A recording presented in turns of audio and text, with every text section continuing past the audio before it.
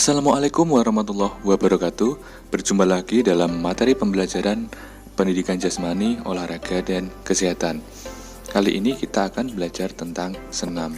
Senam adalah bentuk latihan fisik secara sistematis dengan melibatkan gerakan-gerakan terpilih dan terencana untuk mencapai tujuan tertentu. Adapun senam lantai merupakan salah satu jenis senam yang meliputi berbagai keterampilan gerak. Kali ini kita akan membahas beberapa hal tentang senam lantai, di antaranya jenis-jenis senam lantai baik yang menggunakan alat maupun yang tanpa alat, tujuan dan manfaat senam lantai, latihan fisik untuk kegiatan senam lantai, serta aspek yang harus diperhatikan dalam kegiatan senam lantai. Senam lantai dapat dilakukan dengan bantuan matras.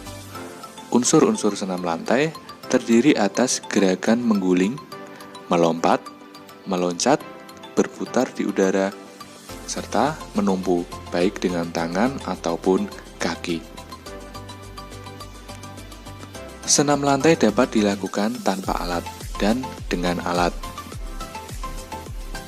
Yang pertama adalah senam lantai tanpa alat. Di antaranya yang pertama guling depan atau forward roll. Guling depan merupakan gerakan berguling ke depan dengan urutan gerak dimulai dari tengkuk, punggung, pinggang, dan panggul bagian belakang. Yang kedua adalah guling belakang atau backward roll.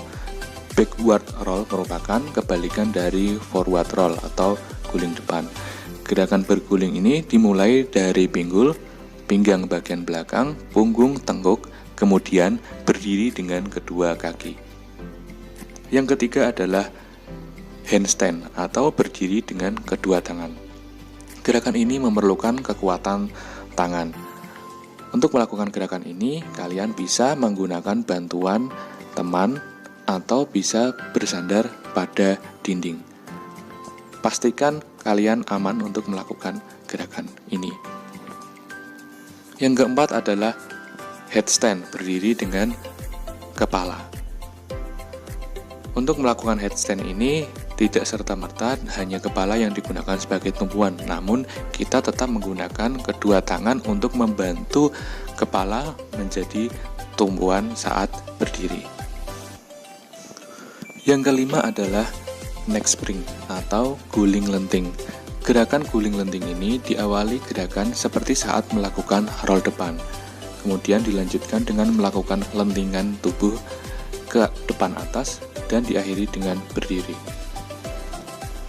Gerakan tubuh melenting ke depan atas yang dimulai dari dahi, kemudian dilanjutkan dengan melenting ke atas kepala, bahu, pinggang, pinggul, dan kedua tungkai serta lengan juga ikut melenting. Yang keenam adalah sikap kayang. Sikap kayang merupakan gerakan melengkungkan tubuh ke arah belakang dengan bertumpu pada kedua tangan dan kedua kaki. Gerakan ini dapat dimulai dari posisi berdiri maupun jika kesulitan dapat dilakukan dengan posisi terlentang. Yang ketujuh adalah sikap lilin. Sikap lilin merupakan gerakan bertumpu pada tengkuk dengan ditopang oleh kedua siku.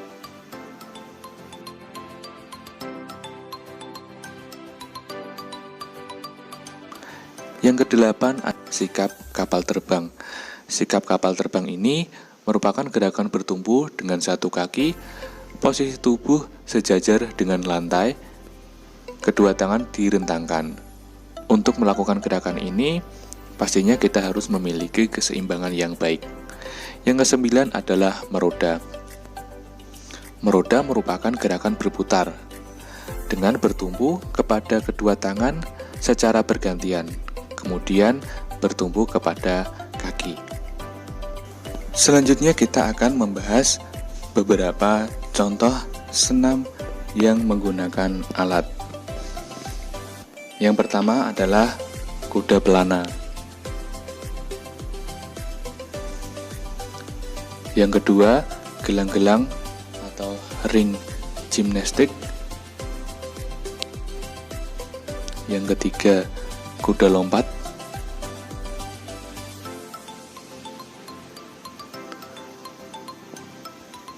keempat adalah palang sejajar.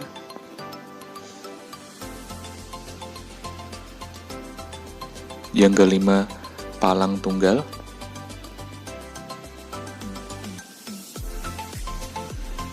Yang keenam, palang bertingkat.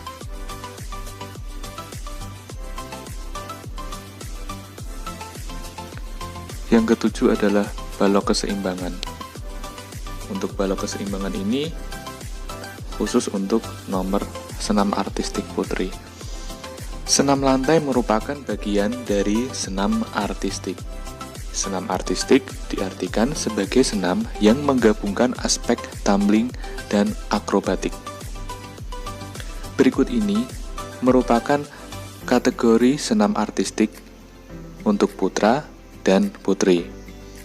Untuk kategori putra, ada senam lantai atau floor exercise, kuda pelana, gelang-gelang, kuda lompat, palang sejajar, dan palang tunggal.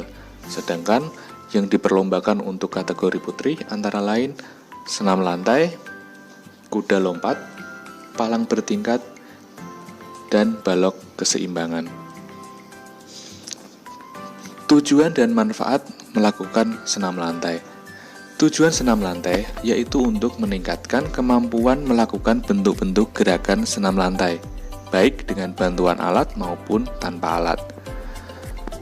Kemudian keuntungan melakukan senam lantai antara lain, yang pertama, kemampuan gerak tubuh menjadi semakin baik. Yang kedua, memperkuat otot-otot dominan yang digunakan dalam kegiatan senam lantai, misalkan lengan, kaki, paha, pinggang, perut, serta dada. Selain itu, dapat menambah kekuatan fisik secara menyeluruh.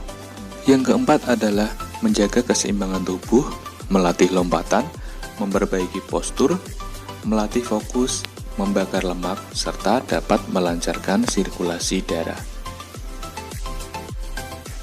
Manfaat senam lantai antara lain manfaat fisik. Melalui senam lantai, daya tahan otot, kekuatan, kelincahan, kelenturan, keseimbangan, dan koordinasi dapat berkembang. Gerakan senam lantai juga dapat membantu memperbaiki postur, kesadaran tubuh, dan meningkatkan keterampilan gerak. Manfaat mental dan sosial.